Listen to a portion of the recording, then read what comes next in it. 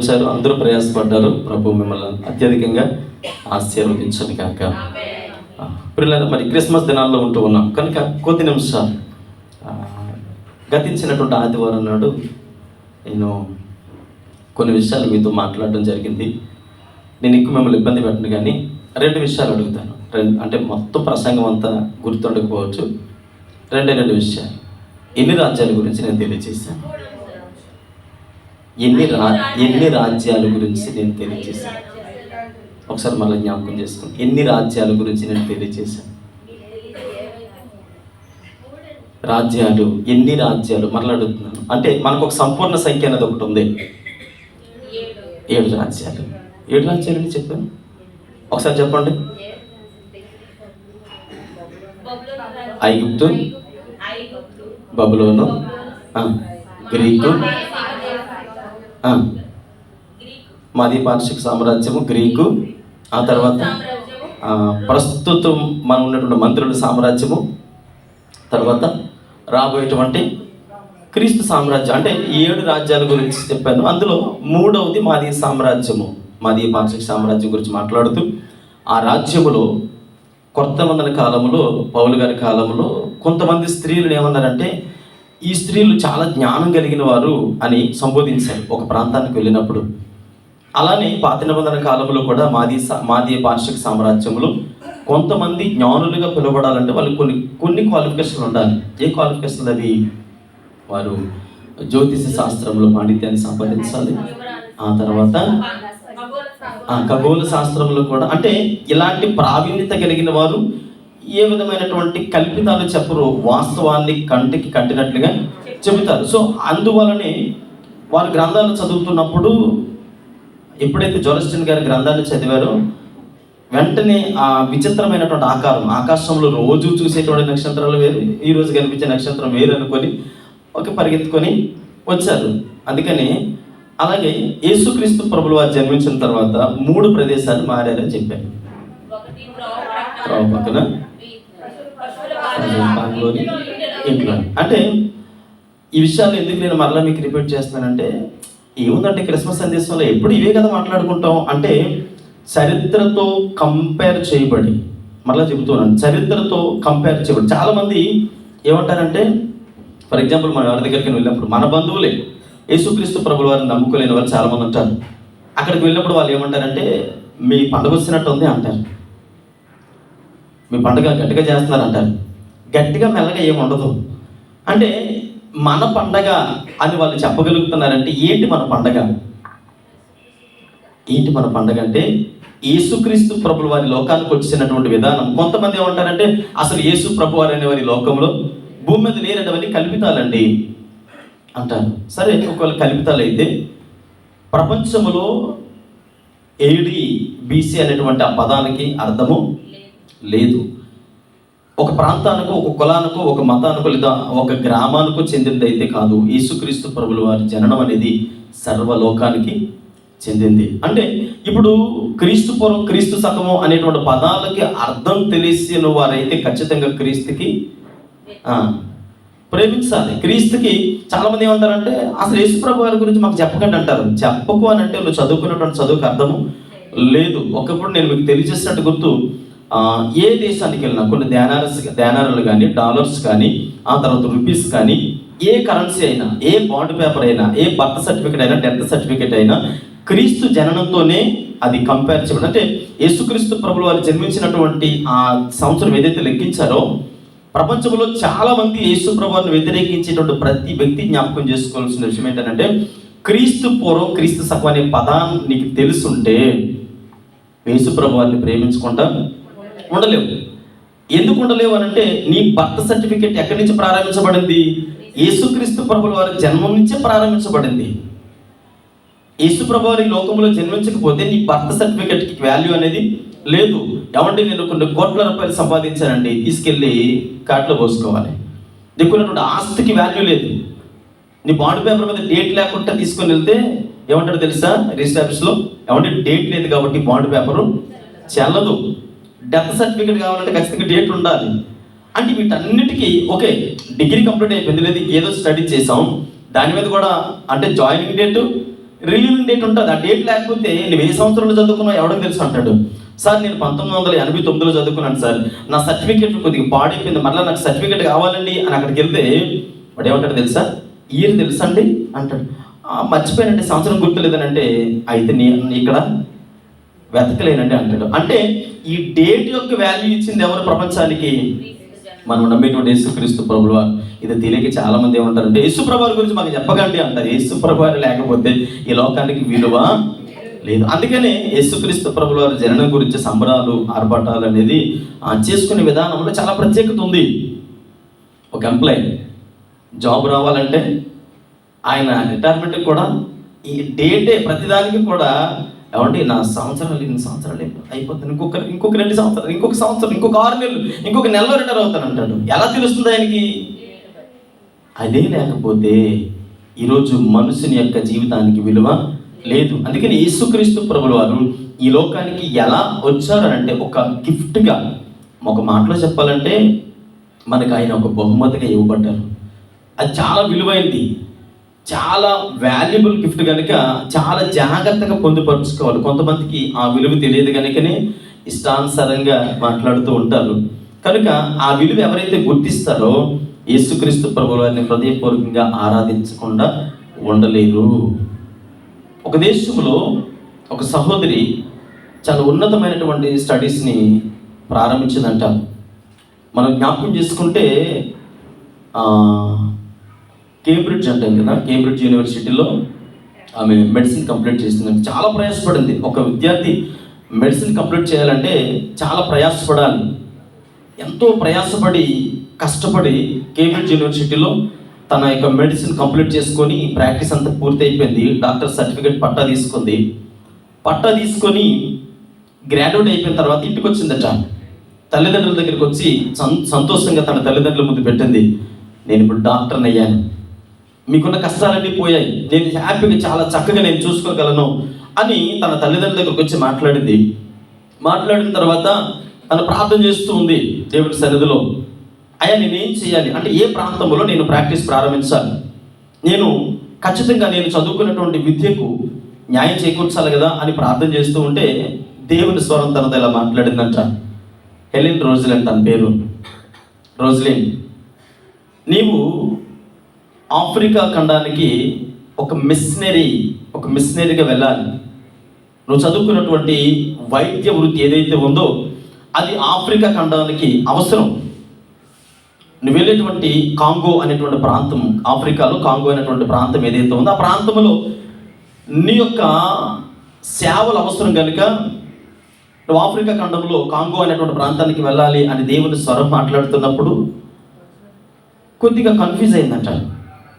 కొద్ది రోజులు మామూలుగా ఉంది, తల్లిదండ్రులకు చెప్పాలో వద్దు అర్థం కావడం లేదు. మరలా ప్రార్థన చేస్తుంటే మరలా దేవుని స్వరం మాట్లాడుతూ ఉంది. రోజలిన్, ఆఫ్రికాలో ఉండేటువంటి కాంగో అనేటువంటి ప్రాంతానికి మిషనరీకి వెళ్ళాలి, నీ సేవల ప్రాంతానికి అవసరం అని అంటే మొత్తానికి ధైర్యం తెచ్చుకొని తల్లిదండ్రుల దగ్గరికి వెళ్ళింది. తల్లిదండ్రుల దగ్గరికి వెళ్ళి, అమ్మ నేను మీకు విషయం చెప్పాలి అంటే చెప్పమ్మా అన్నారు. ప్రార్థన చేస్తున్నప్పుడు దేవుడు నాకు ఒక స్వరాన్ని వినిపించాడు. ఆఫ్రికా ఖండంలో కాంగో అనేటువంటి ప్రాంతంలో దేవుడు నన్ను మిషనరీగా వెళ్ళమని చెబుతూ ఉన్నాడు అని అంటే తల్లిదండ్రులు కొద్దిగా బాధపడ్డారు. కొన్ని దినాలు కొద్దిగా ఇబ్బందిగా ఫీల్ అయ్యి, సరే వాళ్ళు కూడా ప్రార్థన పరులు కనుక దేవుని సన్నిధిలో ప్రార్థన చేసిన తర్వాత కుమార్తెకి ఇలా చెప్పారు, అమ్మా ఇది మనుషుల చిత్తం కాదు, దేవుని చిత్తం కనుక ఒకవేళ దేవుని చిత్తము నేను వెళ్ళమని అంటే ఖచ్చితంగా వెనకంచి వేయొద్దు, తల్లిదండ్రులుగా నీ కొరకు మేము ప్రార్థన చేస్తాం అని చెప్పినప్పుడు ఇప్పుడు ఆఫ్రికా ఖండం చాలా అభివృద్ధి చెందింది. కానీ ఒకానొక సమయంలో అది చాలా భయంకరమైనటువంటి నరమాంస భక్షకులు ఉండేటువంటి ప్రాంతం. సరే మొత్తానికి తన ప్రయాణాన్ని ప్రారంభించింది. కాంగో ప్రాంతానికి వెళ్ళి అక్కడ మిషనరీగా ఉంటూ ఒక చిన్న క్లినిక్ ప్రారంభించింది. క్లినిక్ ప్రారంభించినప్పుడు అమెరికా దేశస్తులు కానీ జర్మనీ దేశస్తులు కానీ కొన్ని ప్రాంత ప్రజలు వారు చూసినప్పుడు వారి యొక్క స్కిన్ చాలా డిఫరెంట్గా ఉంటుంది. ఆఫ్రికా ఖండానికి వెళ్ళేటప్పటికి అక్కడ ఉన్న వారి స్కిన్ చాలా డిఫరెంట్గా ఉంటుంది. ఈమె అక్కడికి వెళ్ళిన తర్వాత ఈమెను చాలామంది విచిత్రంగా చూడటం ప్రారంభించారు. ఈమెదో వెరైటీ అంటే వేరే ప్రాంత గ్రహం నుంచి వచ్చినట్టు ఉంది, ఈమె మన జాతికి చెందింది కాదు, మనందరం కూడా చాలా నల్లగా ఉన్నాం, ఈమె కొంచెం తెల్లగా ఉంది కదా, మనకి ఈమెకి పొత్తు అనేది కుదరదు కనుక మనము ఈవిడతో సంబంధం పెట్టుకోవద్దు అని కొద్ది కాలం పాటు ఉన్నారు. అయినా వాళ్ళకి వైద్యం అవసరం కనుక ఒక్కొక్కరు ఆమె దగ్గరికి రావడం ప్రారంభించారు. వైద్య వృత్తిని ఆ ప్రాంతంలో అలా ప్రారంభిస్తూ ఉండగా దేవుని సేవ చేస్తూ ఉంది, దేవుని గురించినటువంటి మాటలు చెబుతూ వైద్యాన్ని అందిస్తూ ఉంది. కానీ వారు వస్తూ ఉన్నారు, వైద్యం చేయించుకుంటూ ఉన్నారు, వెళ్ళిపోతూ ఉన్నారు. పెద్దగా ఆమెతో స్నేహపూర్వకంగా ఉండలేకపోతున్నారు. ఎందుకని? ఆమెమో డిఫరెంట్గా ఉంది కనుక మనం తనతో ఉండలేము అని వస్తూ ఉన్నారు, వైద్యం చేయించుకుంటూ ఉన్నారు, వారు అవసరాలు తీసుకొని వెళ్ళిపోతూ ఉన్నారు. సరే ఒకరోజు బాగా ఏడ్చిందంట తను. ఎందుకంటే రోజుకి దాదాపుగా 16 గంటలు పనిచేస్తుందంట. సర్వసాధారణంగా వైద్యులు అనేవారు ఏం చెప్తారంటే ఒక ప్రాంతానికి 5,000 మందికి ఒక వైద్యుడు ఉండాలి. ఎంతమందికి? 5,000 మందికి ఒక వైద్యుడు ఉండాలంటారు. కానీ ఆ ప్రాంతంలో 2 లక్షల మందికి ఒక్కామె వైద్యురాలుగా పనిచేస్తుంది. ఈ 2 లక్షల మంది వైద్యం కోసం వస్తున్నప్పుడు 16 గంటలు రోజులో తను తీసుకున్నటువంటి విశ్రాంతి చాలా తక్కువ. ఒకరోజు బాగా ఏడ్చిందంట, ఏడుస్తూ ఉంది, ప్రభా నేను ఒక్కదాన్ని చేయలేకపోతున్నానయ్యా, నాకు ఎవరైనా సహాయకులు ఉంటే బాగున్ను, నాకు ఆరోగ్యం కూడా సహకరించడం లేదు అని దేవుని సన్నిధిలో తను ఏడుస్తూ ఉన్నప్పుడు ఏడ్చి సరే ప్రార్థన ముగించుకుంది. వెళ్ళి ఇప్పుడంటే గ్యాస్లు వచ్చాయి, ఆ టైంలో ఎటో వెళ్ళిపోయి కట్టెలు ఏరుకొని తెచ్చుకొని వాటిని చక్కగా బెరళ్ళు పగలగొట్టుకొని వంట చేయాలి కట్టెల పొయ్యి మీద. సరే కత్తి తీసుకుని వెళ్ళి ఆ కట్టెలు నరికేటప్పుడు ఆ కత్తి వచ్చి చేతి మీద పడిపోయి ఇలా కట్ అయిపోయిందంటే ఇది బిక్కరగా ఏడుస్తూ ఉంది. తన తల్లిదండ్రుల దగ్గరుంటే పరిగెత్తుకుని వచ్చి ఆ గాయపడినటువంటి గాయానికి కట్టేవారు. చాలా భారమైనటువంటి హృదయంతో ఉంది, ఏడుస్తూ ఉంది. ఎవరు తను పట్టించుకునేవారు లేరు, రక్తం కారుతూ ఉంది. సరే ఆ కట్టెలన్నీ పోగేసుకొని ఇంటికి తెచ్చుకునేటప్పటికి ఒక ఆమె తన బిడ్డను పట్టుకొని పరుగున ఏడ్చుకుంటూ వచ్చింది. అమ్మా నా కొడుకు చావు బతుకుల మధ్య ఉన్నాడు, వైద్యం చేయవా అని పరిగెత్తుకుని తన బిడ్డని ఇలా గుండెలు హత్తుకొని పట్టుకొని వస్తే ఈ రక్తం కారేటువంటి చేతితోనే వైద్యం చేస్తూ ఉంది. ఆ గ్రామ ప్రజలందరూ ఆమె చూస్తూ ఉన్నారు. ఆమె చేసేటువంటి ఆ వైద్యము ఆ బిడ్డ ఇంకా మరికొద్ది క్షణాల్లో చనిపోతాడు అని గ్రామస్తులందరూ అనుకున్నారు. ఆమె తనకు తగిలిన గాయాన్ని పక్కన పెట్టి ఆ బిడ్డకి వైద్యాన్ని అందిస్తూ ఉంటే ఆ చేతి నుండి కారేటువంటి రక్తం ఏదైతే ఉందో గ్రామస్తులందరూ చూసిన తర్వాత వైద్యం అయిపోయింది. బాబు లేచి కూర్చున్నాడు. అందరి దగ్గరికి వచ్చి మోకాళ్ళ మీద ఉండి ఇలా చెప్పారట, అమ్మా నీ కలర్ ఏమో మా కలర్లా లేదు, నువ్వు తెల్లగా ఉన్నావు, మేమంతా కూడా చాలా నల్లగా ఉన్నాం కనుక నీది మాది రక్తం వేరే అనుకున్నాం, కానీ మా శరీరాలకి నీ శరీరాలకి ఉన్నటువంటి అంటే తేడాను చూసి మేము నువ్వెవరో మాకు తెలియదు అనుకున్నాం, కానీ లోపల ప్రవహించేటువంటి రక్తము ఒకటే. కాబట్టి ఇక నుంచి ప్రతి పని నీకు మేము చేసి పెడతాం, నువ్వు ఒక్కదానివే ప్రయాసపడొద్దు అని వాళ్ళందరూ కలిసి ఆ రోజు నుండి రోజులిన్ గారికి సాయం చేయడం మొదలుపెట్టారట. ఆఫ్రికా ఖండంలో దేవుని సువార్త విరువుగా వెదజల్లబడడానికి ఒక స్త్రీ కారణమైంది. నేనేం చెప్పాలనుకుంటున్నానంటే చాలాసార్లు మనకు ఉండేటువంటి బలహీనత ఏంటంటే నేను ఒక ఆడదానండి. ఈ మాట కొంతమందికి ఇబ్బందికరం ఉండొచ్చు, జాగ్రత్తగా ఆలోచించండి. నేను స్త్రీనండి, నేనేం చేయగలను, నేను స్త్రీని కదా, నా వల్ల ఏమైనా పరిచర్య జరుగుతుందా, అసలు నా వల్ల ఏదైనా ఒక్కడుగు ముందుకు జరుగుతుందా అని నేను అంటాను. ఒక స్త్రీ ఒక ప్రాంతాన్ని కదిలించగలిగింది, ఒక ఖండాన్ని కదిలించగలిగింది. దేవుడు ఆమె ద్వారా చాలా ప్రయాసపడింది, కానీ నిరుత్సాహం చెందలేదు. మనం ఏమనుకుంటే ఒకసారి 2 సార్లు ప్రయత్నం చేసిన తర్వాత ఇక నా వల్ల కాదండి. స్త్రీలుగా ఎప్పుడు కూడా నిరుత్సాహానికి గురి కాకూడదు. స్త్రీలు మాత్రమే కాదు, పురుషులు కూడా చాలా సందర్భాలలో నిరుత్సాహపడిపోతాం. ఇంకా నా వల్ల అవ్వదండి, ఇంకా వదిలేస్తానండి, నేను చేయలేనండి అంటాం. కానీ నేను అంటాను, దేవుని చిత్తం నీ పట్ల ఉంది అని నేను విశ్వసిస్తే ఖచ్చితంగా, అంటే ఈరోజు మనము క్రీస్తు స్వరక్తము ద్వారా విడిపించబడ్డాం. ఆయన లోకానికి ఒక బహుమతిగా అందించబడ్డాడు. ఈరోజు ఆయన నిన్ను తన స్వరూపంలో చేసుకున్నాడు. ఒకవేళ దేవుడిగా వచ్చి ఉంటే మోషే అడిగాడు ఒకసారి, అయ్యా నేను చూస్తానయ్యా అని అంటే దేవుడు యాక్సెప్ట్ చేశాడా? ఎందుకని? ఆ సమయానికి పేతురు అడిగాడు, అయ్యా నేను ఒకసారి నడుస్తాను అంటే కూర్చొని మూసుకొని అన్నాడు దేవుడు. పేతురు దగ్గరికి వచ్చి అన్నాడు, పేతురా నువ్వు నమ్మితే నాకంటే గొప్ప కార్యాలు చేస్తావు. అంటే ఎందుకు చెప్పగలిగాడు ఆయన? మన స్వారూప్యంలోకి ఆయన వచ్చాడు కనుక. అంటే మీరు అడగొచ్చు, అదేంటండి తన స్వారూప్యంలో కదా చేసుకున్నాడు అంటే, నిన్ను ఏ ఆకారంలో తయారు చేసుకున్నాడో అలాగే రావడానికి ఇష్టపడ్డాడు లోకానికి. అది కదా క్రిస్మస్ అంటే. మనుష్యుడిగా మారి తనను తాను వ్యక్తిగా చేసుకుని లోకానికి వచ్చాడు.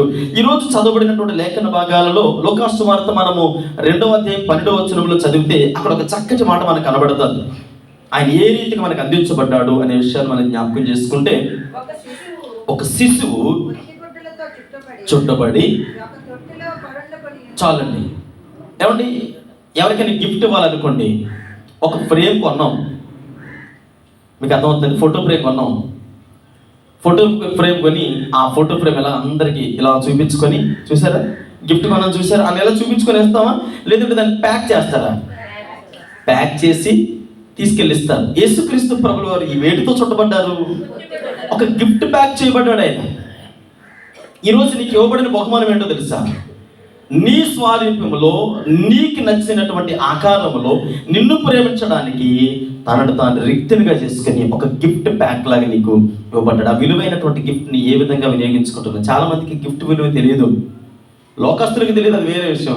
కానీ దేవుని బిడ్డలకు మనకు కూడా చాలా సందర్భాల్లో క్రీస్తు యొక్క జన్మకున్నటువంటి అర్థాన్ని మనం గ్రహించుకోలేకపోతూ ఉన్నాం. అందుకనే ఇక్కడ మనం జ్ఞాపకం చేసుకున్నప్పుడు యేసుక్రీస్తు ప్రభుల వారి లోకానికి రావడానికి గల కారణము నిన్ను నన్ను ప్రేమించారు కనుక మన స్వారూప్యంలోని ఆయన లోకంలో జన్మించడానికి ఇష్టపడ్డాడు. చూడండి, ఇక్కడ మనం జ్ఞాపకం చేసుకుంటే యేసుక్రీస్తు ప్రభుల వారి లోకానికి వచ్చే 2025 సంవత్సరాలు అంటారు. ఎన్ని సంవత్సరాలు అండి? యేసు ప్రభు వారు వచ్చే ఎన్ని సంవత్సరాలు? 2025 సంవత్సరాలు దాటిందని అంటారు. కానీ చాలా మందికి తెలియని విషయం ఏంటంటే, యేసు ప్రభు వారు అన్నారు, ఏమయ్యా నువ్వు వయసులో చిన్నోడు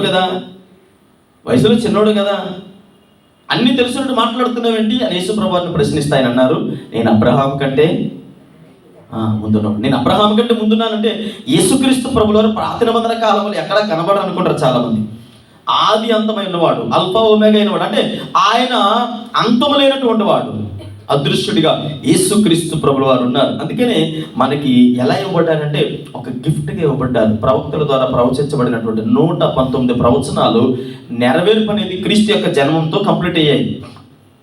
అర్థమవుతుందండి?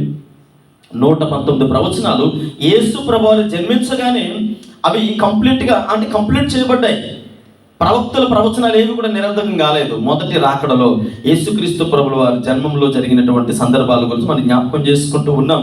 పిల్లలు జ్ఞాపకం చేసుకోండి, యేసుక్రీస్తు ప్రభుల వారు ఈ లోకానికి వచ్చేటప్పుడు ఆయన కొన్ని ప్రదేశాలు ఎన్నుకున్నారు. మనం చదువుకున్నట్టు లేఖన భాగంలో మీరు ఒక సూచన అడగండి అన్నారు కదా.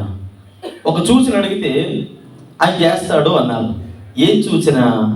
కన్యక గర్భవతి అయి కుమారుని కనెను అనే విషయాన్ని జాగ్రత్త గమనించండి. ఒక ప్రధానమంత్రి గారు వచ్చారనుకోండి, పలాస ప్రధానమంత్రి గారు వచ్చారనుకోండి, ఏం జరుగుతుందో తెలిసింది ఇక్కడ మీకు ఒక విషయాన్ని తెలియచేయాలి.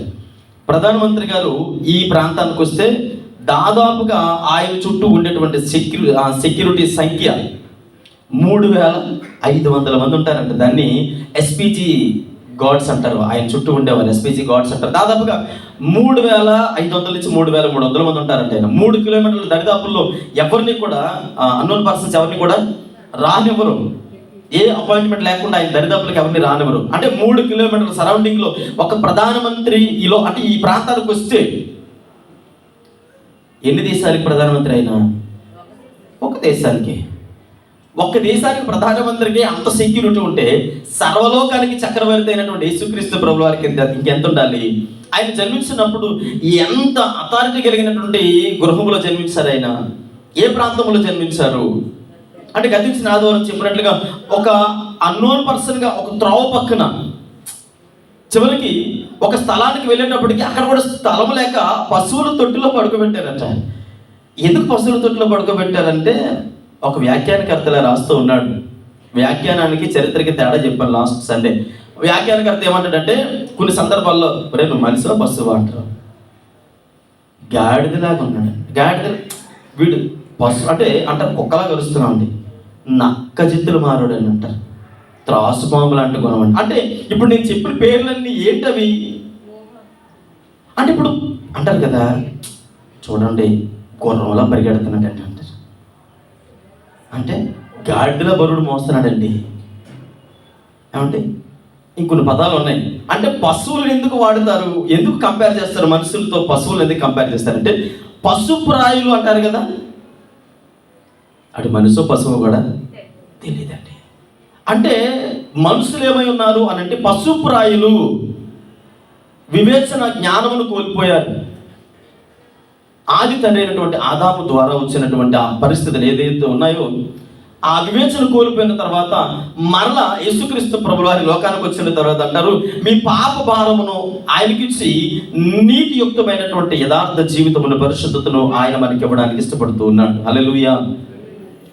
ఈరోజు ఎందుకు అవి మనకి సూచనలుగా ఉన్నాయి అని అంటే, ఆ పశువులు అంటే పశువుల మధ్యకి వెళ్ళినప్పుడు ఎలా ఉంటుంది. ఇప్పుడు మనం ఫర్ ఎగ్జాంపుల్ మనం అనుకోండి, మన మధ్యలోకి యేసు ప్రభువు రాకమునుపు మన గుణాలు ఎలాంటివి, మన బ్రతుకులకు యేసు ప్రభువు రాకమునుపు మన ప్రవర్తన ఎలాంటిది, మన ఆలోచన విధానం ఎలాంటిది అని అంటే మన ప్రవర్తన ముందు వేరే, ఇప్పుడు వేరే. అంతకుముందు కొన్ని పదాలు వాడని చూడండి, ఆ పదాలతో మనం పిలిపించుకొని ఉండొచ్చు. ఒక ఎగ్జాంపుల్ మీకు తెలియజేస్తాను. ఒక ఆవిడ పాపం ఆయన భర్త పాపం రోజు కొడుతున్నాడట. ప్రారంభంలో బాగా కొడుతూ ఉంటే నోరు ఉంది కదా చెప్పేసి భర్త మీద ఆరవడం, తిట్టడం, గిన్నెలు, మొత్తానికి ఇంట్లో చిన్నపాటి యుద్ధం జరిగేది. కొద్ది దినాల తర్వాత ఈ అలవకలకు సువార్త తెలుసుకుంది, దేవుడిని అంగీకరించింది. దేవుడిని అంగీకరించిన తర్వాత ఆమె తెలుసుకున్న వాస్తవం ఏంటంటే, ఒకవేళ తన భర్త తిట్టినా కొట్టినా అన్నా సరే సమస్తం తీసుకెళ్ళి ఎవరికి అప్పగించేది, దేవునికి అప్పగించి ప్రార్థన చేసేది. ఎప్పట్లాగే రోజు కొడుతున్నాడు, ఆయన పట్టించుకోవట్లేదు. పట్టించుకోకుండా ఒకరోజు ప్రార్థన మందిరానికి వెళ్ళింది. ప్రార్థన చూసుకుని రావడం లేట్ అయింది. శుక్రవారం ప్రార్థనకి లేట్ అయ్యేటప్పటికి గుమ్మం దగ్గర కూర్చున్నాడు. వచ్చిన తర్వాత మళ్ళీ మామూలుగానే కొట్టాడు. కొట్టి బాగా అలిసిపోయి పడుకున్నాడు. సరే దెబ్బలు తిన్నది, తీసుకొచ్చి ఆయనకి ఆహారం పెట్టింది, పడుకుని పోయాడు. పడుకుని పోతే మధ్యరాత్రుల్లో తన కాళ్ళ మీద నీరు కారుతున్నట్టు అనిపించి లేచాడట. అసలు తడి ఉందేంటి కాళ్ళ మీద అని చెప్పేసి లేచేటప్పటికి తన భార్య మోకరించి ఎక్కి పెట్టి ఏడుస్తుందట. అయ్యా, నా భర్త ఈ కాళ్ళతో నన్ను తన్నాడు కనుక రేపు ఉదయాన్ని లేచి మరల పనిలోకి వెళ్ళాలి కదా, ఈ కాళ్ళకి మంచి సొత్తువి అయ్యా, నా భర్తకి బలమి అయ్యా, ఆరోగ్యమే ప్రార్థన చేస్తూ ఉంటే వెంటనే లేచి కూర్చున్నాడట. అరే, చావు కొట్టేశాను కదా. అంటే దేవుని మందిరానికి వెళ్తే ఇంకేదో మందిరంలో ఏ విధమైనటువంటి ఆలోచన విధానాలు, ఇంకేవో తప్పుడు త్రోవలు నడుస్తున్నారు అనుకున్నాను. కానీ నా భార్యలో ఉండే ఉన్న మార్పు నేను గమనించలేకపోయానని ఆదివారం ఉదయాన్నే ఆవిడ కంటే ముందు రెడీ అయిపోయి అక్కడ దగ్గర కూర్చున్నాడట. గుమ్మం దగ్గర కూర్చుంటే అనుకుందంట, అయ్యో ఈరోజు ప్రార్థనకి వెళ్ళలేవడేమో, ఈరోజు ఉదయాన్నే కొట్టేస్తాడేమో అనుకొని భయంగా బైబిల్ పట్టుకుని వెళ్తుంటే నేను కూడా వస్తాను అన్నాడట. నన్ను కొడితే కొట్టాడు, మళ్ళీ పాస్టర్ గారితో చర్చకొచ్చి గొడవ పడతాడేమో, నీ వల్లే మా మధ్యలో గొడవ జరుగుతుంది అని అంటాడేమో అనుకొని భయంగా సరే తన భర్తను తీసుకుని మందిరానికి వచ్చింది. మందిరంలో కూర్చుని వాక్యం విన్నాడు. వాక్యం విన్న తర్వాత ప్రార్థన అంతా అయిపోయిన తర్వాత ముందుకొచ్చి, అయ్యా, నా భార్యలో వచ్చిన మార్పు నేను చూసిన తర్వాత యేసుక్రీస్తు ప్రభుల వారిలో ఉండేటువంటి వాస్తవాన్ని నేను తెలుసుకున్నాను. ఇన్ని రోజులు నా భార్య చాలా మూర్ఖురాలు అనుకున్నానండి, ఏదో తప్పుడు త్రోవలు నడుస్తుంది అనుకున్నానయ్యా, లోకస్తులతో కలిసి తిరుగుతుంది అనుకున్నానయ్యా. కానీ మందిరములో ఉండేటువంటి ఆ విశాలకరమైన అంటే ఆ చక్కటి వాతావరణాన్ని నేను ఆస్వాదించాను. ఇది నేను ఒక వాస్తవాన్ని, సత్యాన్ని తెలుసుకున్నాను. యేసుక్రీస్తు ప్రభువు వారి లోకానికి వచ్చింది విడిపోయినటువంటి కుటుంబాలను కలపడానికి, తెగిపోయినటువంటి బంధాలను మరి దేవుని సన్నిధిలో చక్కటి సంతోషకరమైన జీవితాలు ఇవ్వడానికి. అందుకని ప్రజలందరికీ కలిగే సంతోషకరమైన శుభవర్తమానం ఏంటంటే, మరి విమోచన లేనటువంటి జీవితాలకి విమోచన కలిగించడానికి, బంధకాలలో ఉన్న వారికి మరి విడుదలను ప్రకటించడానికి వారు వచ్చాడు ఆయన.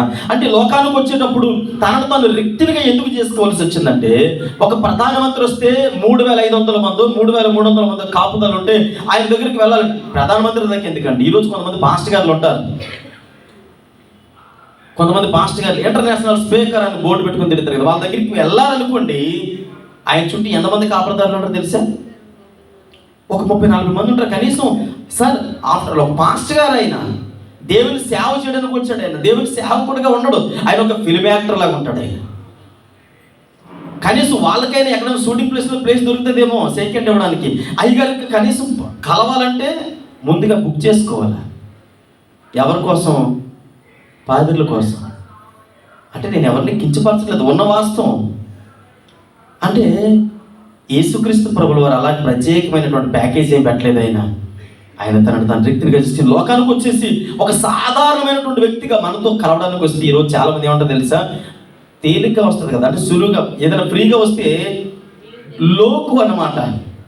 ఫ్రీగా ఎవరికైనా బైబిల్ ఇచ్చామనుకోండి, ఫ్రీగా ఎవరినైనా ప్రేమించామనుకోండి, ఇప్పుడు యేసు ప్రభువు నేను ప్రేమిస్తున్నానమ్మా అంటే మాకు అవసరం లేదండి. అదే దూరంగా నిలబడి నువ్వు ఇక్కడికి వస్తే చస్తావు అన్నారు అనుకోండి, పరిగెత్తుకొని వెళ్తారు. ఎందుకో తెలుసు? ఒంగుకి దండాలు పెడతారు. ఎందుకని? చచ్చిపోతాం కాబట్టి. ఇక్కడ మీరు జ్ఞాపకం చేసుకోండి, యేసు ప్రభువు వారు ఒక సాధారణమైనటువంటి వ్యక్తిగా ఏ విధమైనటువంటి సెక్యూరిటీ తనను కలవడానికి వచ్చి గొర్రెల దగ్గరికి వచ్చాను, మీరు రండి అయ్యా మీకోసం ఆయన చూస్తున్నాడు ఉన్నాడు, రండి, పొత్తుగుడ్లతో చుట్టబడి ఉన్నాడు. జ్ఞానులు ఎక్కడి నుంచో పరిగెత్తుకొని వచ్చారు, మీరు అక్కడ ఆగండి అన్నారా? ఆగమలేదు. ఇంట్లోకి రాగానే బాబు మీరు కాళ్ళు కడుక్కున్నారా, ఎంత దూరం నుంచి వచ్చారో శానిటైజర్ రాసుకున్నారా, లేదా మీరు ఎక్కడి నుంచి వచ్చారో అవన్నీ శుభ్రం చేసుకుని ఏం అడగలేదు. యేసు ప్రభు వారి దగ్గరికి ఫ్రీగా వెళ్ళొచ్చు. అందుకని యేసు ప్రభు వారు అంటే లోకస్తులకి డబ్బులు కట్టి వెళ్ళాలనుకోండి ఏం చేస్తారు తెలుసు? అప్పు చేసి మరి ఏ గుళ్ళు ఉంటారు, అప్పు చేసి అదనమాట. ఉచితంగా వచ్చేదంటే లోకువా.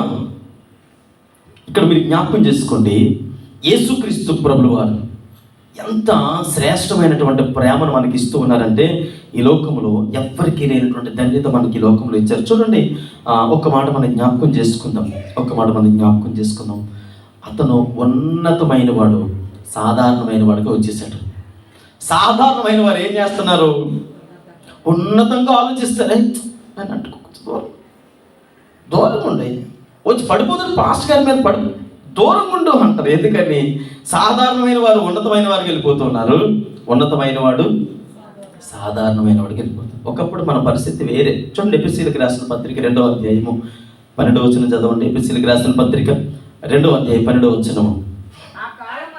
ఆ కాలమందు ఇశ్రాయేలుతో సహపౌరులు కాక పరదేశులను వాగ్దాన నిబంధనలు లేని పరజనులను నిరీక్షణ లేని వారును లోకమందు దేవుడు లేని వారిని అయ్యుండి క్రీస్తుకు దూరస్తులై ఉంటిరని మీరు జ్ఞాపకం చేసుకోవాలి.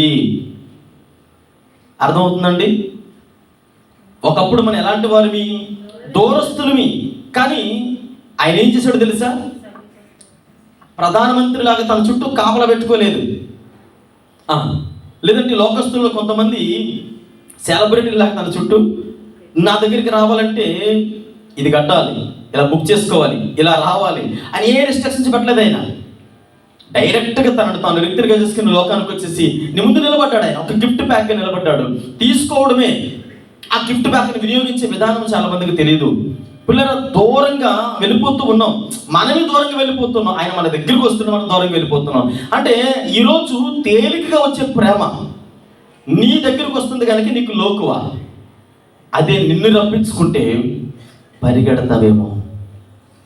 అవునా కదా? పరిగెడతావు. నీ దగ్గరికి వచ్చింది కాబట్టి నీకు లోకువా.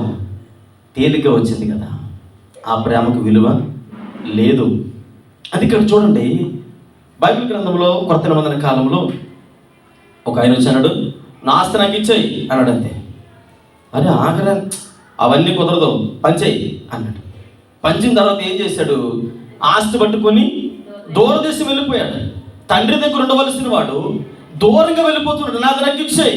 ఈరోజు దేవుడు నీకు ఇచ్చినటువంటి ఆశీర్వాదాలు, నీకు ఇచ్చినటువంటి ఆయుస్సు, నీకు ఇచ్చినటువంటి సమస్తమును పట్టుకుని ఎక్కడికి వెళ్ళిపోతూ ఉన్నావు అంటే నీకు ప్రేమ అనేది తేలిగ్గా వచ్చింది కనుక.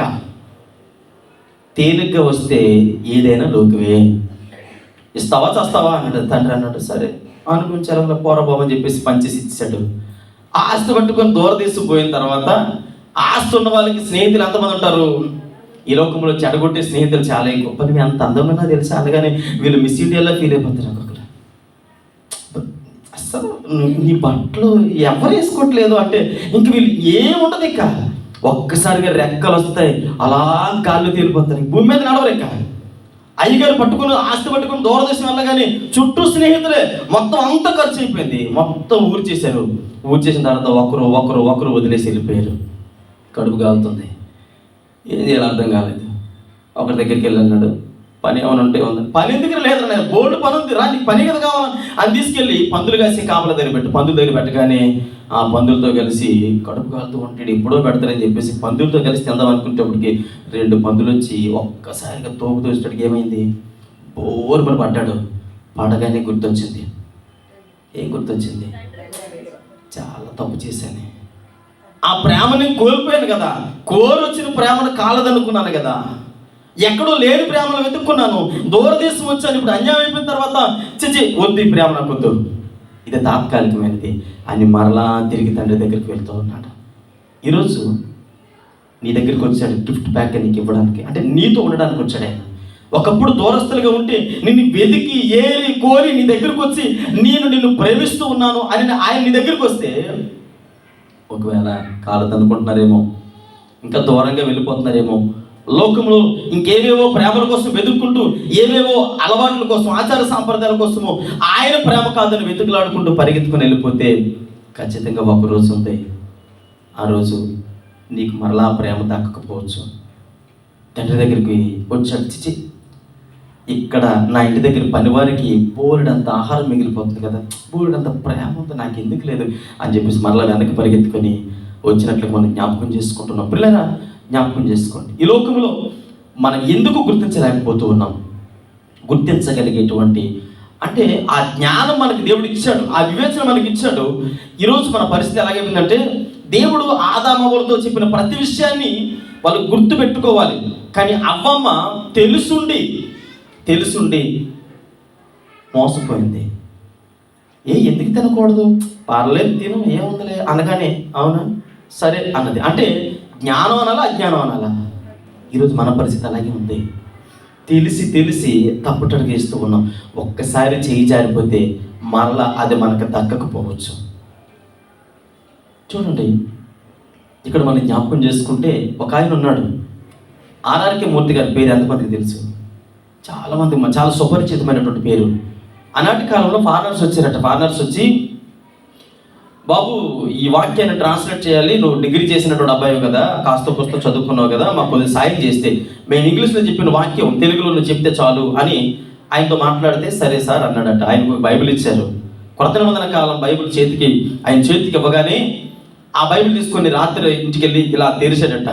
బైబిల్ తెరవగానే మొట్టమొదటిగా యోహాను సువార్త 1వ అధ్యాయం 1వ వచనంలో ఏమనుంది? ఆది యందు వాక్యముండును, వాక్యము దేవుని యొద్ద, దేవుడే వాక్యముండును, ఆ వాక్యమే కృపాసత్య సంపూర్ణుడిగా. ఆయన చదవగానే అనుకున్నాడు, తెలుగులో వాక్యము, ఇంగ్లీష్లో వర్డ్, హిందీలో వచన్, సంస్కృతిలో ఓం. అంటే ఇప్పుడు వీళ్ళు సంస్కృతిలో చదువుతుంటారు కనుక ఓంకారం అనేది వర్డ్తో ప్రారంభించబడింది, అంటే వచనముతో, అక్షరముతో ప్రారంభించబడింది. ఈ వాక్యమైనటువంటి దేవుడు ఎవరు? ఇన్ని రోజులు సత్యాన్ని నేను ఎరగక అనేక ప్రాంతాలలో అనేకులు నేను అడుగుతూ ఉన్నాను. అంటే ఈ ఓంకారం అనే వర్డే యేసుక్రీస్తు ప్రభుల వారు. సత్యాన్ని ఎరిగాడు, యేసు ప్రభు వారిని ఆరాధించడం మొదలుపెట్టాడు. కొన్ని దినాలు అయిపోయిన తర్వాత వాళ్ళ మామయ్య గారు వచ్చారట, ఆర్ఆర్కే మూర్తి గారి దగ్గరికి వచ్చి, ఒరే పనికిమాలోడా, మనం ఏంటి, మన జాతి ఏంటి, మన మతం ఏంటి, మన ఆచార సాంప్రదాయాలు ఏంటి అని అంటే, నీకు ఏదైనా మన మతంలో తప్పు ఒప్పు అలాంటివి ఏమైనా ఉంటే మన అంటే ఈ గ్రంథంలో ఉన్నటువంటి విషయాలను సవరించాలి, మన దాంట్లో లోపాలు అంటే సవరించాలి, కానీ నువ్వు లేనిపోని మతాల్లోకి వెళ్ళడం ఏంటి అని అంటే, ఆయన ఒక చక్కటి మాట చెప్పాడట, నేను సవరించేటువంటిది నాకు వద్దు, కానీ నన్ను సరిచేసేది నాకు కావాలి. హల్లెలూయా. అంటే తనను సరిచేసేది కావాలి. ఈరోజు అడ్జస్ట్మెంట్ అంటచ్చు, పర్లేదండి, ఎంతకాలం అంటే సరి చేసుకుని అడ్జస్ట్మెంట్ జీవితాలు ఈరోజు లోకంలో అవి తాత్కాలికమైన, ఎంతోకాలం నిలవు.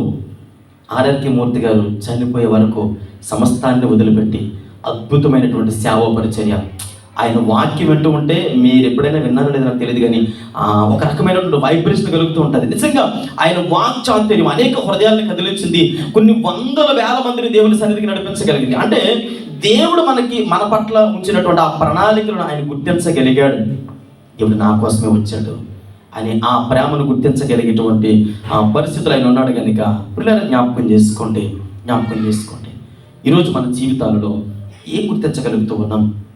ఆయన ఉన్నతమైన వాడు, దీనుడుగా రిక్తుడిగా తనను తగ్గించుకొని దీనత్వంతో ఈ లోకానికి వచ్చినట్లుగా మనము జ్ఞాపకం చేసుకుంటూ ఉన్నాం. పిల్లలు ఏ విధమైనటువంటి ప్రొటెక్షన్ పెట్టుకోలేదు, ఏ విధమైన సెక్యూరిటీ పెట్టుకోలేదు, ఏ విధమైన రిస్ట్రిక్షన్స్ పెట్టలేదు, ఏమి తన చుట్టూ పెట్టుకోకుండా రండి, ఆల్వేస్ వెల్కమ్ అన్నాడు. అంత అయినా ఎవరైనా రావచ్చు, కడు దీనులు మొదలుకొని కోటేశ్వరుల వరకు ఎవరైనా నా దగ్గరికి రావచ్చు అని మనందరికీ ఆహ్వానం పంపించాడు ఆయన. అదే నిజమైనటువంటి క్రిస్మస్ అంటే. పిల్లల్ని జ్ఞాపకం చేసుకుంటే ఇక్కడ మనము సర్వసాధారణంగా యేసుప్రభువారు అంటే చాలామందికి ఆయన దీనుల దేవుడు అండి, ఏమి లేని వాళ్ళ దేవుడు అండి, అల్లాహల దేవుడు అండి, లీల దేవుడు అండి అనే వాళ్ళకి నేను చెబుతూ ఉన్నాను. ఆయన ఉన్నతమైన వాడిగా ఈ లోకానికి వస్తే ఆయన తను తగ్గించుకొని వచ్చిన బైబిల్ గ్రంథములో ఒక తల్లి భయపడింది. భయపడుతూ వెళ్ళి ముట్టుకుంది. అయినా భయమే. ఆయన మనుష్యుడిగా వచ్చిన భయం అనుకుంటే, ఒకవేళ నిజంగా దేవుడిగా వస్తే దగ్గరికి వెళ్తారా? నది మీద వెళుతూ ఉన్నారు, సముద్రంలో ప్రయాణం చేస్తూ ఉంటే శిష్యులు అప్పటి వరకు ఆయనతో ప్రయాణం చేస్తూ, కలిసి తింటూ, కలిసి వెళుతూ, అన్ని కార్యక్రమాలు చేస్తూ ఆయన చూసి అంటారు, ఈయన ఎవరైనా వాళ్ళతో సహజీవనం చేసి అంటే సమానంగా నడుస్తున్నాడు ఆయన. వాళ్ళతో కలిసి పరిచయం చేస్తూ ఉన్నా, అద్భుతాలు చేస్తున్న, ఆశ్చర్యకార్యాలు చేస్తూ ఉన్నా, అన్ని అద్భుతాలు అన్ని చూస్తూ కూడా ఆ సముద్రం మీద జరిగినటువంటి అద్భుతాలు అంటారు, ఒకళ్ళొకరు గుసగుసలాడుతున్నారు. ఈయనెవరో మనుషుడిగా వచ్చి అలా చేస్తే ఈయనెవరో అని ఆశ్చర్యపోతే, మరి దేవుడిగా వస్తే దగ్గరికైనా వెళ్తామా? మన బలహీనతలు ఏంటో తెలుసు కనుకని తనను తాను తగ్గించుకొని దీనుడిగా మన దగ్గరికి రావడానికి ఆయన ఇష్టపడ్డాడు. రెండవది మనం జ్ఞాపకం చేసుకుంటే ఫిలిప్పీయులకు రాసిన పత్రిక 2వ అధ్యాయము 1వ వచనం నుండి 8వ వచనాల వరకు చదవవసరం లేదు, కానీ నేను త్వరగా వెళ్తాను, తర్వాత మీరు ఇంటికి వెళ్తాను. తర్వాత చదువు 2వ అధ్యాయం 1 నుంచి 8 వరకు. ఇక్కడ ఆయన దేవునితో సమానంగా ఉండకూడనటువంటి భాగ్యము అంటే అవన్నీ వదిలిపెట్టేసి చిన్న వర్డ్ అక్కడ రిక్తుడుగా తనను తాను తగ్గించుకొని ఈ లోకానికి వచ్చినట్లుగా మనము జ్ఞాపకం చేసుకుంటూ ఉన్నాం. పిల్లరా, మరి ఈ లోకములు ఎందుకు వచ్చాడంటే నేను ఇందాక తెలియజేశాను, మన హృదయాలు పసుపు రాయిలాంటి హృదయాలు అయిపోయి మన బ్రతుకులు అలా అయిపోవడం వలన ఆ పశువుల పాకలోకి ఆయన రావడం జరిగింది. ఈ పసుపు రాయి లాంటి మనస్తత్వాలు తొలగించి మరి నీతియుక్తమైనటువంటి ఆలోచనలో దేవుడు మనల్ని నడిపించడానికి ఒకటి దీనత్వాన్ని చూపించాడు, రెండవది తగ్గింపును చూపించాడు, మూడవది జ్ఞాపకం చేసుకుంటే మూడవది ఎక్స్చేంజ్ ఆఫర్ అంటాం కదా. ఏ ఆఫర్ అండి? Exchange offer. మార్కెట్ ఇప్పుడు క్రిస్మస్ దినాల్లో కానీ కొన్ని కార్యక్రమాలు అంటే పండుగలు జరుగుతుంటాయి, సెలబ్రేషన్స్ అయినప్పుడు క్రిస్మస్ ఆఫర్ ఎక్స్చేంజ్. మీ దగ్గర ఉన్న పాత ఏసీని తీసుకొచ్చి కొత్త ఏసీని పట్టుకెళ్ళండి, మీ దగ్గర పాత మిక్సీని తీసుకొచ్చి కొత్త మిక్సీ పట్టుకెళ్ళండి అని ఇలా ఎక్స్చేంజ్ ఆఫర్ పెడతారు. ఈ లోకంలో ఎవ్వరూ మన జీవితాలని ఇదిగో మీ పాత రోత జీవితాన్ని ఇవ్వండి, కొత్త జీవితాన్ని పట్టుకెళ్ళండి అని ప్రపంచంలో మనతో చెప్పినటువంటి ఒకే ఒక దేవుడు యేసుక్రీస్తు ప్రభువు.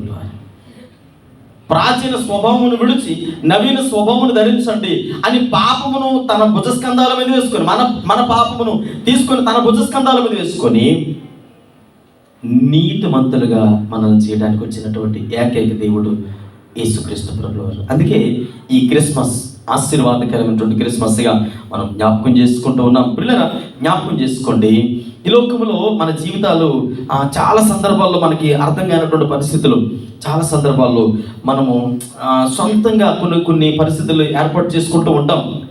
మన పాపాన్ని ఆయనకి ఇవ్వడానికి ఇష్టపడం, మన పాత రోత జీవితాన్ని వదిలిపెట్టడానికి ఇష్టపడకుండా ఈ లోకంలో చాలా రకాలైనటువంటి పరిస్థితులకు వెళ్ళిపోతూ ఉంటాం. చూడండి, ఒకవేళ ఎవరైనా ఉన్నారండి, ఎవరి దగ్గర యేసుక్రీస్తు ప్రభువారు మనల్ని నిజంగా ప్రేమిస్తున్నారంటే, ప్రేమించినప్పుడు అయ్యా నీవు నా భర్తవయ్యా, నీవు నా స్నేహితుడివి, నాకు సమస్తము నీవే అని ఆయనతో ఆ ప్రేమను మనం తీసుకున్నప్పుడు ఖచ్చితంగా నీ జీవితంలో, అంటే పాత జీవితం ఏదైతే ఉందో ఆయనకిస్తే ఎక్స్చేంజ్ అన్నాం కదా, ఇప్పుడు నూతన స్వభావం అనేది వస్తుంది. అందుకని వాక్య భాగం ఏంటంటే నూతన సృష్టి, పాతవి గతించిన సమస్తమును నూతనమై. అంటే ఇప్పుడు పాతవి తీసుకెళ్ళి అక్కడ పెడితేనే ఎక్స్చేంజ్ ఆఫర్లో లైన్లో ఉండాలి. కానీ మనం ఏం చేస్తాం తెలుసా, ఎక్స్చేంజ్ ఆఫర్కి వెళ్ళాం, వద్దండి పాత మిక్సీయే బాగుంది, పాత ఏసీయే బాగుంది అనుకుని దాన్ని పట్టుకొని ఎలాడతాం. దానివల్ల వచ్చే అనర్థం ఏంటో తెలిసింది లోకంలో. కొన్నిసార్లు రే ఎందుకురా పాపపు జీవితాన్ని జీవిస్తున్నాం, అది మంచిది కాదు కదా అని అంటే ఒక 2-3 సంవత్సరాల తర్వాత ఒక ప్లే కార్డు పట్టుకొని వస్తాడు, ఎండిపోయిన మనిషి అంతా ఎండిపోతాడు, ఆరిపోయి ఏమైందంటే HIV వచ్చిందంట. ఏమొచ్చిందంట? తిరగకూడనటువంటి తిరుగుళ్ళు, చేయకూడనటువంటి పనులు, వెళ్ళకూడనటువంటి ప్రదేశాలు, అంటే తిని తాగి, అంటే ఈ అసభ్యకరమైనటువంటి పనులన్నీ చేసేటప్పుడు అరే ఆ పాత రోత జీవితం వద్దు, యేసయ్య నిన్ను ప్రేమిస్తూ ఉన్నాడు కదా, యేసయ్య దగ్గరికి నువ్వు అంటే నేను రాను, నాకు ఏది బాగుంది ఇదే బాగుంది అంటాడు. అంత అయిపోయిన తర్వాత లాస్ట్కి వచ్చి అంటాడు, యేసు బాబు నన్ను బాగు చేస్తే ఈసారి మాత్రం ఏం చేస్తాను, ఈసారి మాత్రం యేసు బాబుని వదలంటాడు.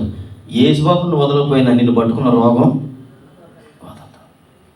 అదే ఎందుకు నేను ఈ మాట మీకు చెప్పాలనుకుంటున్నానంటే, పాత జీవితాన్ని ఆయనకు అప్పగించాలి. ఒకప్పుడు దూరస్తులమే, మనల్ని ఏరుకొని మన దగ్గరకు వచ్చి తన ప్రేమనిస్తూ ఉంటే ఆ ప్రేమ రిజెక్ట్ చేసుకొని నీకు నచ్చిన మార్గం నువ్వు నడుస్తూ నాకు అది వద్దయ్యా అంటే, కొన్నిసార్లు డైరెక్ట్గా రిజెక్ట్ చేసేవాళ్ళు కొంతమంది ఉంటారు. కొంతమంది ఏం చేస్తారు తెలుసా, ఆయన ప్రేమించినట్టే నటిస్తారు, ఆయనతో వెళుతున్నట్టే నటిస్తారు, కానీ ఆ ప్రేమ కాకుండా లోక ప్రేమలు వెతుక్కుంటారు. ఉన్నారా లేదా? 12 మంది శిష్యులకు ఆయన ఉన్నాడు, యేసు ప్రభుతోనే ఉన్నాడు, కానీ ఏం వెతుక్కున్నాడు? పాత నిబంధన కాలంలో కూడా ఒక దైవజనుడితో ఉన్నాడు, ధనాన్ని వెతుక్కున్నాడు. అంటే నేను ఎందుకు ఈ మాట చెప్తున్నానంటే, విశ్వాసుల్లో కూడా 2 రకాల మనస్తత్వాలు, కుటుంబాల్లో కూడా 2 రకాల మనస్తత్వాలు. యేసుక్రీస్తు ప్రభువు వారి దగ్గర నుంచి స్వచ్ఛమైనటువంటి ప్రేమను ఆశిస్తూ ఉన్నాడు. ఆయన వేషధారణతో కూడిన ప్రేమ ఆయనకు అవసరం లేదు, నటించే ప్రేమ ఆయనకు అవసరం లేదు. లోకస్తులు మనం చెప్పాం అనుకోండి, వాళ్ళు ఏమంటారు తెలుసా, చస్తే దేవుని కోసం చంపాలండి, బ్రతికి దేవుని కోసం బ్రతకాలని అంటారు. ఇది కదా ఈరోజు మన జీవితాలలో ఏ విధమైనటువంటి భక్తిని ఆచరిస్తూ ఉన్నాం. పిల్లల క్రిస్మస్ అంటే ఆయన ఉన్నతమైన వాడు, కానీ సామాన్యుడిగా వచ్చేసాడు. దూరస్తులమైనటువంటి మన కొరకు వెతుక్కొని వచ్చి ఏం చేశాడు తెలుసా, దగ్గరికి వచ్చి తన ప్రేమనిస్తూ ఉన్నాడు. ఇదిగో నువ్వు భయపడాల్సిన అవసరం లేదు, నీ కోసము నీ స్వారూప్యంలో నీలాగే నీతో ఉండడానికి, నీతో కలిసి తినడానికి, నీతో సహవాసం చేయడానికి నన్ను నేనేమో హైలైట్ చేసుకోవడం లేదయ్యా, నీతో కలిసి ఉండడానికి వచ్చాడు ఆయన. అందుకని బైబిల్ గ్రంథంలో అనేక లేఖన భాగాలు ఏమనంటే ఆయన చూడండి, దేవుడిని చూడాలి అని అంటే ఎవరు చూడాలి దేవుడిని? ఎవరు చూడగలరు? ఎవరు చూడగలరు చెప్పండి? దేవుడిని చూడడానికి ఏం కావాలి?